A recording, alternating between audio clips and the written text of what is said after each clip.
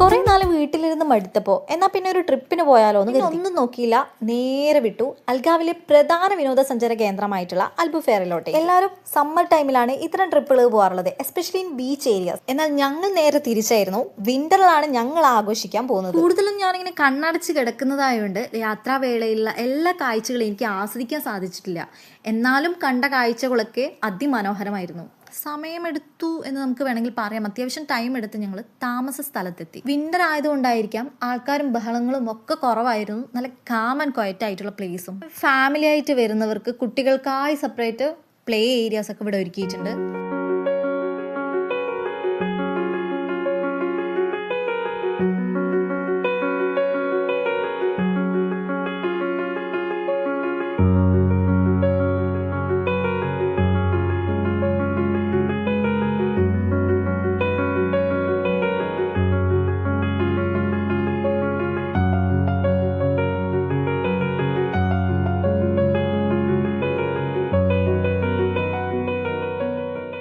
Just ഞങ്ങൾ ബാഗും വെച്ച് പെട്ടെന്ന് തന്നെ അവിടെ നിന്ന് ഇറങ്ങി തൊട്ടടുത്ത ബീച്ചിലേക്ക്. പൈൻമരങ്ങളെ നിറഞ്ഞിട്ടുള്ള പടുകൂറ്റൻ പാറക്കെട്ടുകൾ, ചുവപ്പും ഓറഞ്ചും കളറിലാണ് ഇവിടെയുള്ള പാറക്കെട്ടുകൾ കാണപ്പെടുന്നത്.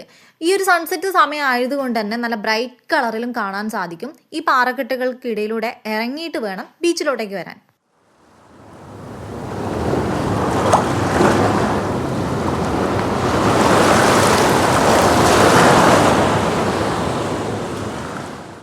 അങ്ങനെ ബീച്ച് യാത്രകളൊക്കെ കണ്ട് ഫുഡും കഴിച്ച് ഞങ്ങൾ വീട്ടിലോട്ടേക്ക് മടങ്ങി.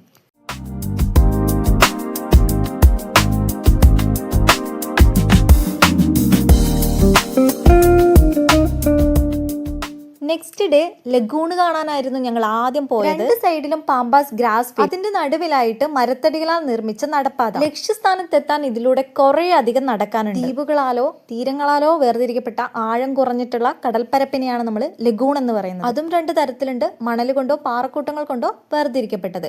ഇവിടെ നമ്മൾ കാണുന്നത് മണൽ കൊണ്ട് വേർതിരിക്കപ്പെട്ട ലഗൂൺ. ഇവിടുത്തെ ഒരു പ്രത്യേകത പലതരത്തിൽപ്പെട്ട പക്ഷികളുടെ ഒരു സങ്കേതം കൂടെയാണ്.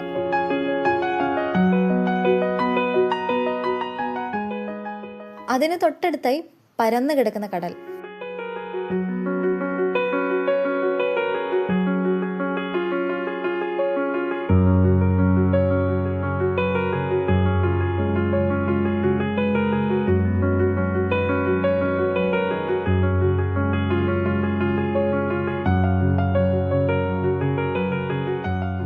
അറ്റ്ലാന്റിക് സമുദ്രവും അതിനോട് ചുറ്റപ്പെട്ട് കിടക്കുന്ന പാറക്കെട്ടുകളും. കയാക്കിംഗ് ചെയ്യുന്ന കൂട്ടരുണ്ട്, ബോട്ടിൽ വരുന്നവരുണ്ട്.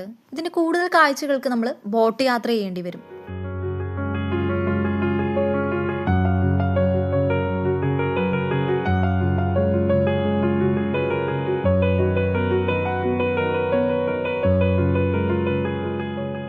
ഇതാണ് ബനഗിൽ കേവ്. ബോട്ട് യാത്രയിലൂടെ മാത്രമേ നമുക്ക് ഇതിനുള്ളിലെത്താൻ കഴിയൂ. ഇത് കടലിൽ ഒരു കൂട്ടം പാറകൾ പൊങ്ങിക്കിടക്കുന്ന പോലെയായിട്ടാണ് നമുക്ക് തോന്നുന്നത്. ആക്ച്വലി ഇതൊരു മണ്ണൊലിപ്പിൽ രൂപാന്തരപ്പെട്ടതാണ്. അതായത് ചുണ്ണാമ്പ് പാറകൾ 25 ദശലക്ഷം വർഷങ്ങൾക്ക് മുമ്പ് തിരമാലകളുടെയും കാറ്റിൻ്റെയും ഒക്കെ ഫലമായിട്ടാണ് ഈ രൂപത്തിലായത്. ആദ്യ കാലഘട്ടത്തിലൊക്കെ ഇത് മത്സ്യബന്ധന തൊഴിലാളികളുടെ ഒരു അഭയകേന്ദ്രമായിരുന്നു. എന്നാൽ കള്ളക്കടത്ത് കാലഘട്ടം മുതൽ അൽഗാവിലെ മറ്റ് ഗുഹകളെ പോലെ കള്ളക്കടത്തുകാർക്ക് പുകയില, മദ്യം തുടങ്ങിയവ ഒളിപ്പിക്കാനുള്ള ഒരു ഒളിത്താവളം കൂടെയായി മാറി.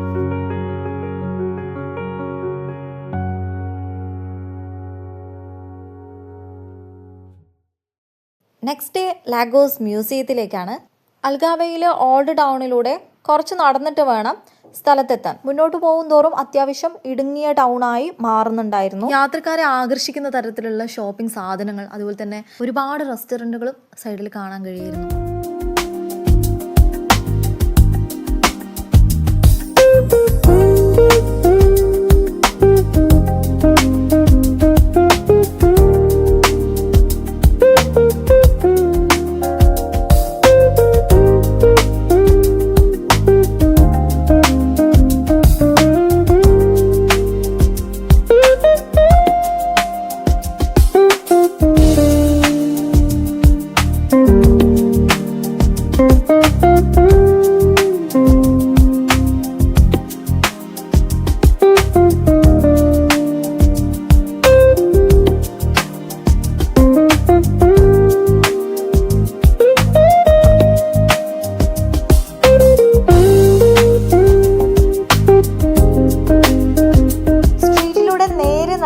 പിന്നീട് എത്തുന്നത് ഒരു കടലിലേക്കുള്ള വ്യൂ ആണ്.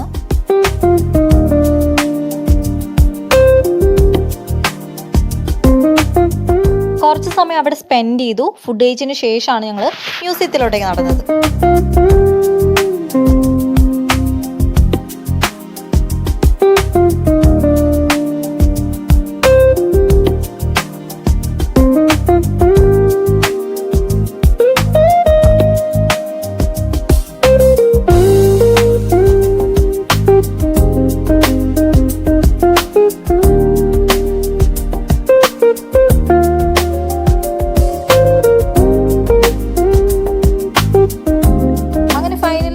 ലാഗോസ് മ്യൂസിയത്തിലെത്തി. ഇതിൻ്റെ ഉള്ളിൽ തന്നെ ചർച്ചുണ്ട്. ചരിത്രപ്രസിദ്ധമായിട്ടുള്ള ലാഗോസ് നഗരത്തിന്റെ ഹൃദയഭാഗത്ത് തന്നെയാണ് ഈ ഒരു മ്യൂസിയം സ്ഥിതി ചെയ്യുന്നത്. ഈ ഒരു പ്രദേശത്തിന്റെ പൈതൃകങ്ങളുടെയും ചരിത്രത്തിന്റെയും അടയാളമായിട്ടാണ് 1930 ഡോക്ടർ ജോസ് ഫോർമോൻസിനോ ഈ ഒരു മ്യൂസിയം നിർമ്മിക്കുന്നത്. ലാഗോസിന്റെയും അൽഗാവ് മേഖലയുടെയും ചരിത്രം, സംസ്കാരം, പാരമ്പര്യം എന്നിവ ചിത്രീകരിക്കുന്ന പുരാവസ്തുക്കൾ, കലകൾ, രേഖകൾ എന്നിവയാണ് ഇവിടെ പ്രദർശിപ്പിച്ചിരിക്കുന്നത്.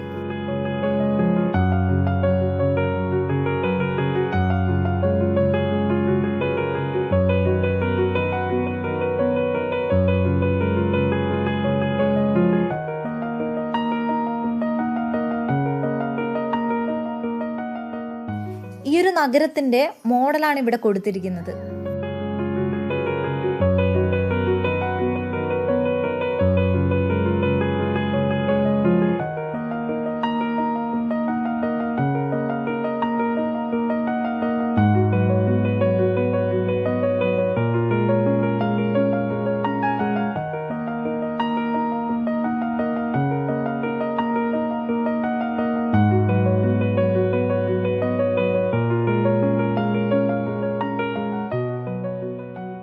മ്യൂസിയത്തോട് ചേർന്ന് തന്നെ ഇവിടെ ഒരു ചർച്ചും ഉണ്ട്.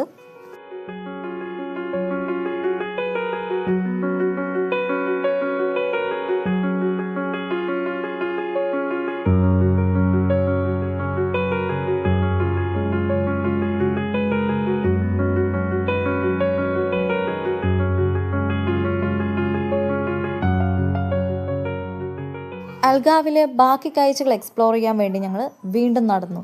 കുറേ വുഡൻ സ്റ്റെപ്പുകൾ ഇറങ്ങി ഏറ്റവും താഴെ കടൽ കാണാൻ ഇറങ്ങിയിരിക്കുകയാണ്. പാറക്കൂട്ടങ്ങൾ തുരന്ന് ഒരു ചെറിയ കേവ് ഉണ്ടാക്കിയിട്ടുണ്ട്. ഇതിലൂടെ നടന്ന് അപ്പുറത്തെ കാഴ്ചകൾ കാണണം.